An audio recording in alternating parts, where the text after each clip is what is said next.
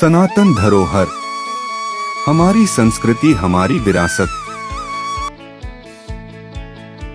पूजा करते समय क्यों आता है गंदे विचार?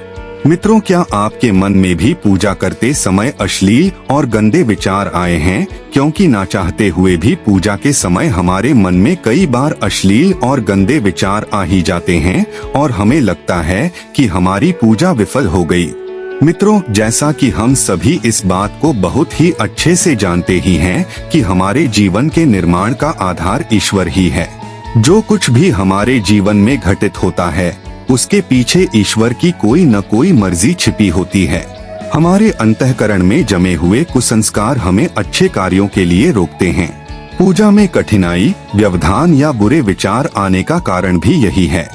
अक्सर देखा जाता है कि पूजा करते समय अचानक से व्यक्ति के मन में अनपटे से विचार आने लगते हैं। कई बार व्यक्ति भगवान की भक्ति करते करते कहीं और ही खो जाता है, या फिर कई बार व्यक्ति के मन में गंदे विचार आ जाते हैं जो व्यक्ति की भक्ति में विघ्न डालने का काम करते हैं। ऐसा होने पर आपका ध्यान भगवान से हटकर भटक जाता है। नमस्कार मित्र, स्वागत है सनातन धरोहर चैनल पर एक बार फिर से। मित्रों, हमारे चैनल पर आप पहली बार आए हैं तो कृपया चैनल को सब्सक्राइब अवश्य कीजिए। वीडियो पसंद आए तो अपने दोस्तों के पास शेयर जरूर कीजिएगा। हम में से ज्यादातर लोग इस बात को भली भांति जानते भी हैं और इसलिए हम रोज सुबह उठकर ईश्वर की पूजा और आराधना करते हैं। अगर आपके साथ भी ऐसा होता है तो घबराने की जरूरत नहीं। ये लगभग हर व्यक्ति के साथ ही होता है। ये अटपटे से विचार हमें दिन भर परेशान करते रहते हैं। आखिर पूजा के समय ही दिमाग में ये दृश्य आंखों के सामने क्यों आता है? आखिर इसका क्या मतलब है? अलग अलग धर्मों के लोग अपनी अपनी श्रद्धा के अनुसार भगवान को याद करते हैं, क्योंकि हमारे धर्म शास्त्रों में भी इस बात का जिक्र कई बार आता है कि मनुष्य को चाहिए कि वो दिन में कम से कम एक बार प्रभु का ध्यान जरूर करे, जिससे उसके मन में शांति और सकारात्मक ऊर्जा उत्पन्न होती है। मन को एकाग्र करके ईश्वर की आराधना करने से मन के अंदर की जो अशांति है उसका नाश होता है और मनुष्य का पूरा दिन बहुत ही अच्छा जाता है। अक्सर नकारात्मक से विचार मन में उठने लगते हैं तो कभी अपने परिवार से संबंधित या अन्य कोई व्यक्तिगत चिंता भी मन में उसी समय उठने लगती है जब हम पूजा स्थल पर बैठे होते हैं। इसके अलावा पूजा करते समय मन में कुछ बुरे विचार भी अपना सर उठाने लगते हैं, जो कि अक्सर लोगों के साथ होता है। मित्रों, अक्सर देखा गया है कि जब भी आप कोई ऐसा कार्य करने जाते हैं जिसका उद्देश्य सकारात्मक होता है, जो समाज हित में होता है, तो ऐसे कार्य को करने के लिए आपके सामने बहुत सारी अड़चनें आती हैं। कभी कभी तो इतनी बाधाएं सामने आ जाती हैं कि मनुष्य का मनोबल टूटने भी लगता है। ठीक उसी तरह यदि आप कोई धार्मिक अनुष्ठान कर रहे हैं या एकाग्र होकर भगवान की पूजा करने की कोशिश करते हैं तो कुछ ऐसी बाधाएं हैं जो हमें प्रत्यक्ष रूप से तो नहीं दिखती, लेकिन अप्रत्यक्ष रूप से हमारे मन की एकाग्रता को भंग करने का प्रयास जरूर करती हैं। असल बात, इस प्रकार की समस्या के दो मुख्य कारण हैं जिन्हें जानना हमारे लिए बहुत जरूरी है। पहला, हमारे आसपास के वातावरण में उपस्थित नकारात्मक शक्तियों का प्रभाव। ये वो कारण है जिसका जिक्र अक्सर हमें अपने धर्म शास्त्रों में पढ़ने को मिलता है।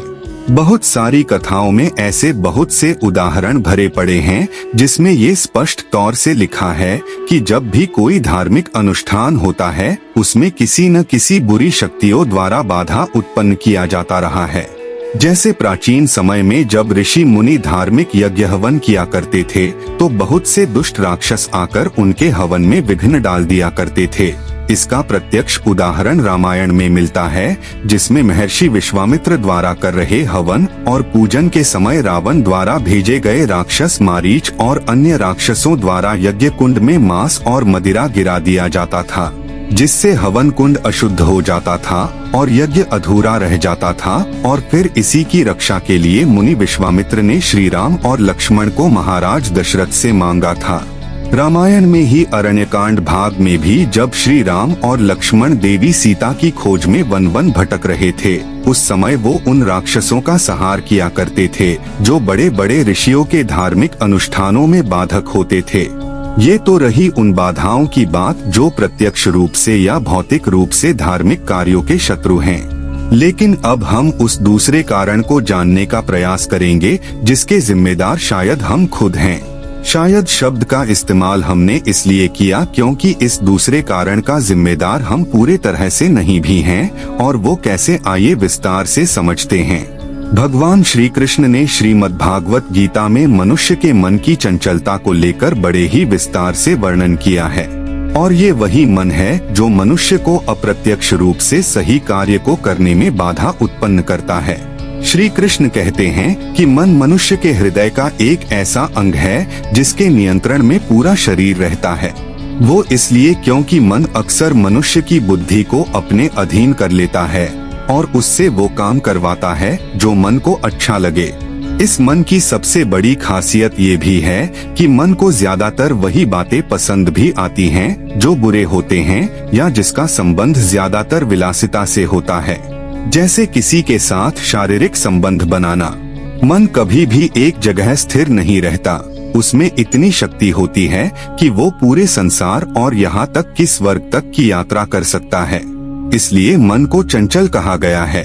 पूजा अथवा ध्यान करते समय साधक के सामने सबसे बड़ी चुनौती होती है अपने मन को वश में करना और एकाग्र होकर प्रभु का ध्यान करना। लेकिन मन एक ऐसे बेलगाम घोड़े की तरह होता है जिसकी लगाम को कस के पकड़ने में बड़े बड़े हार जाते हैं। खास तौर से अगर आप कहीं शांत जगह बैठे हैं या आप अकेले हैं, उस समय आपका मन बहुत तरह की बातें सोचता है। आपने अभी तक क्या किया और आगे क्या करने का मन हो रहा है। ऐसी बातें एक मनुष्य के मन में उठती रहती हैं, और इसलिए पूजा स्थल भी एक ऐसी जगह मानी गई है जहां बैठकर मनुष्य अपने आप को बहुत शांत महसूस करता है और फिर मनुष्य का मन अपना काम करना शुरू करने लगता है। इस बात को एक उदाहरण से समझने की कोशिश करते हैं। माना कि हमने कोई शाम एक फिल्म देखी और फिर दूसरे दिन हम स्नान करके पूजा करने बैठ गए। उस समय अचानक से हमारे मन में उस फिल्म के अच्छे और बुरे दृश्यों के चित्र आने लगते हैं, या फिर मन में उसी समय कुछ नकारात्मक विचार अपना पैर पसारने लगते हैं, और इन्हीं वजहों से हम ये सोचने लगते हैं कि आखिर पूजा करते समय ही ऐसे विचार क्यों उठ रहे हैं। लेकिन इसी बात पर आप और गौर करेंगे तो आपको महसूस होगा कि केवल पूजा पाठ ही नहीं बल्कि आप अगर किसी शांत जगह पर बैठेंगे तो आपके मन में भी अच्छे और बुरे दोनों प्रकार के विचार आएंगे। मान लीजिए कि बीते कुछ दिनों पहले आपके साथ सब कुछ अच्छा ही हो रहा है, तो जब भी आप ध्यान करने बैठेंगे तो आपके मन में एक अलग सा उत्साह रहेगा और वही बातें आपके मन में उठती रहेगी। लेकिन ये भी एक प्रकार की बाधा ही है जो आपके मन से उठकर आपके मस्तिष्क को बार बार भ्रमित करती रहेगी। ठीक वैसे ही अगर काफी समय से आपके साथ बुरा ही हो रहा है या आपका मन हमेशा धन, वैभव या कामुकता जैसे सुखों के पीछे भाग रहा है, तो जाहिर सी बात है कि ये सब विचार आपके मन में उठते रहेंगे, खास तौर से ईश्वर की आराधना के समय। और यही सबसे बड़ी चुनौती हो जाती है कि अपने मन को वश में रखकर एकाग्र रूप से पूजा कैसे की जाए। इसके संदर्भ में एक बहुत ही प्रसिद्ध कथा जो कि अक्सर सुनने में आती है, और वो ये है कि जब एक बार महर्षि विश्वामित्र घोर तपस्या कर रहे थे तो उनकी इस तपस्या से देवराज इंद्र को चिंता होने लगी कि कहीं विश्वामित्र इंद्र पद के लिए तो तप नहीं कर रहे, और यही सोचकर इंद्र ने मेनका नाम की अप्सरा को विश्वामित्र की तपस्या भंग करने के लिए भेजा। परिणाम ये हुआ कि मेनका ने अपने काम बाण से विश्वामित्र की तपस्या भंग कर दी, लेकिन कुछ समय बाद विश्वामित्र फिर से अपने तप में लीन हो गए, और बहुत काल बाद जब उनकी भेंट श्री राम से हुई तो उन्होंने इस विषय पर उन्हें विस्तार से समझाया कि हे राम, ये जरूरी नहीं कि साधारण मनुष्य ही मन के वश में हो सकता है। मेरे जैसे ऋषि मुनि भी कभी कभी मन के वश में होकर भ्रमित हो जाते हैं, और ये एक प्रकार की परीक्षा भी है जो अक्सर ईश्वर अपने भक्तों की लिया करते हैं। लेकिन जो भी इस कठिन परीक्षा को अपनी योग साधना और एकाग्रता से जीत लेता है वही अपने मन पर विजय प्राप्त कर सकता है। कई बार ढेरों उपलब्धियां पाने के बाद भी व्यक्ति का मन शुद्ध नहीं हो पाता और उसके मन में काम भावना जागृत होती है।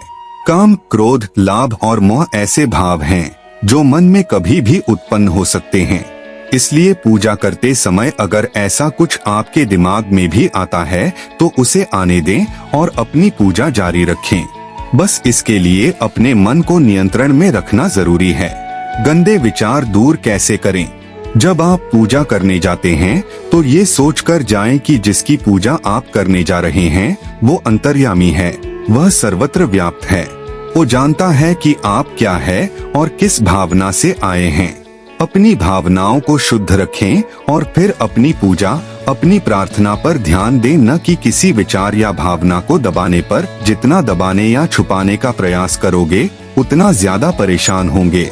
चलिए, विचार अच्छे हैं या बुरे इस बात को छोड़ देते हैं। अगर आप ऐसे विचारों से दूरी ही बनाना चाहते हैं तो उसका उपाय भी बता देता हूँ।